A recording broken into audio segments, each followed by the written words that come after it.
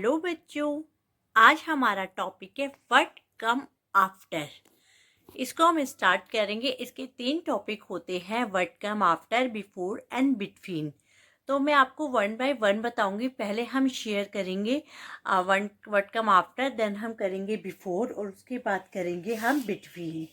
तो सबसे पहले हम इसको रियल ऑब्जेक्ट के थ्रू जानते हैं। ये बेसिकली स्टार्ट हो जाता है यूकेजी से। इसका कंसेप्ट समझना बहुत ज़रूरी है क्योंकि ये नर्सरी में यूकेजी में 1 to 20 जाता है, फिर 50, फिर 100, फिर 200। तो इसलिए एक बार इसका आपने कंसेप्ट समझ लिया तो आपको कभी प्रॉब्लम नहीं होगी, आप इजीली इसके सम कर सकेंगे। तो चलिए हम स्टार्ट करते हैं। ये देखो, मैंने कुछ ऑब्जेक्ट लिए हैं। पहले आपको समझना होगा आफ्टर मतलब क्या होता है। आफ्टर मतलब होता है बाद में। आफ्टर मतलब बाद में होता है, ठीक है, किसी के बाद। अब ये मेरे पास एक लाइन है। अब मैं पूछती हूँ, पेंसिल के पीछे कौन है? पेंसिल के पीछे है मार्कर। पेंसिल के पीछे क्या है? स्टेपलर। अब जैसे इससे आ गया। बिफोर में अभी नहीं कराती क्योंकि आप कंफ्यूज हो गए। मार्कर के पीछे क्या है? पेंसिल। अब ये जैसे 3 ऑब्जेक्ट मैंने यहाँ पे रख दिया। मार्कर के पीछे क्या है? पेंसिल। पेंसिल के पीछे क्या है? स्टेपलर। तो जो भी पीछे चीज होती है वो होती है आफ्टर। उसके बाद क्या आ रहा है, ठीक है। अगर आप यहां से लाइन स्टार्ट करोगे, पहले स्टेपलर आ गया, स्टेपलर के बाद क्या आया? पेंसिल। पेंसिल के बाद क्या आ गया? मार्कर। तो सेम ये नंबर्स के साथ भी होता है कि पहले कौन सा नंबर है, फिर दूसरा कौन सा नंबर है, फिर तीसरा कौन सा नंबर है, चौथा कौन सा नंबर है। अभी जैसे मैं आपको इसके थ्रू बताती हूँ। ये एक लाइन लगी हुई है बच्चे, ए बी की, बी की, सी की, डी की, ई की। हमें देखना है इस लाइन में ए के पीछे क्या आता है, कौन सा नंबर है? बी है। बी के पीछे कौन खड़ा है? सी खड़ा है। सी के पीछे कौन खड़ा है? डी। तो जो पीछे का नंबर होता है ना, वो हमारा आफ्टर होता है, ठीक है। आफ्टर होता है पीछे का, फॉरवर्ड में करना है। आफ्टर में आपको फॉरवर्ड करना है, बिफोर में आपको बैकवर्ड करना है। अगर आपने ये रम याद कर लिया कि आफ्टर काउंटिंग में हमें फॉरवर्ड आगे जाना है, ठीक है, उसके बाद में देखना है। और बिफोर में हमें आगे जाना है, बैकवर्ड पे जाना है, उसके आगे क्या है। तो अभी हम पहले आफ्टर से स्टार्ट करेंगे, फिर हम बिफोर पे आएंगे, फिर हम उसके करेंगे, ठीक है। तो आइए आपको मैं कुछ एक वर्कशीट शेयर करती हूँ जिसमें हम इसमें और अच्छे से इस कंसेप्ट को समझेंगे। ये है हमारा नंबर लाइन। नंबर लाइन सभी को पता है।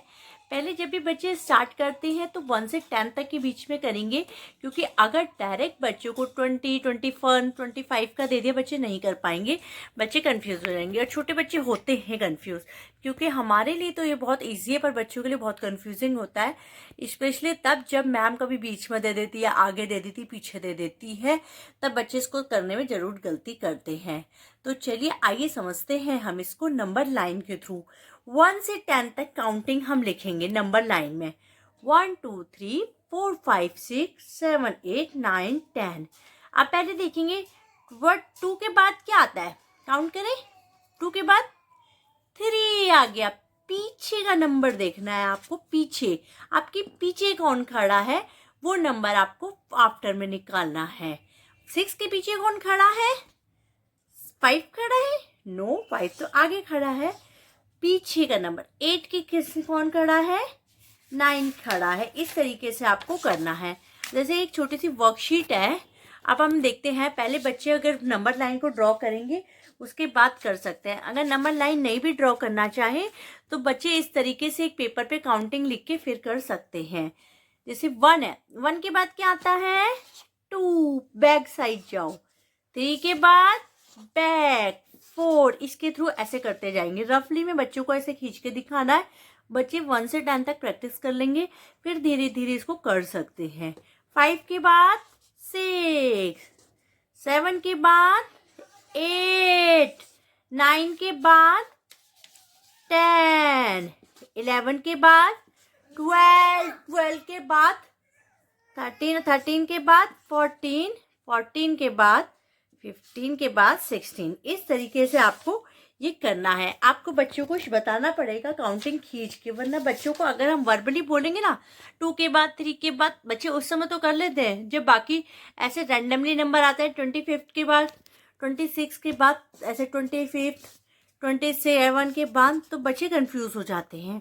तो बेटर होगा बच्चों को अगर आप बेसिकली कंसेप्ट के अकॉर्डिंग करवा सके कि कैसे करना है, कि नंबर लाइन खिंचवाएं, उसके बाद का नंबर बताएं, बच्चों को आफ्टर का मतलब बताइए कि बच्चे कैसे करते हैं। और बच्चे ना आफ्टर वाला कर लेते हैं, सीरियसली में प्रॉब्लम नहीं आती, आती है बिफोर में प्रॉब्लम आती है। आफ्टर का बच्चा आराम से कर लेता है। देखो 2 के बाद काउंट करो 3, इमीडिएटली पूछो। 6 के बाद 7, 5 के बाद 6, 8 के बाद 9। तो ये आपकी प्रैक्टिस के लिए है, आप इसको एक बार प्रैक्टिस करना है घर पे।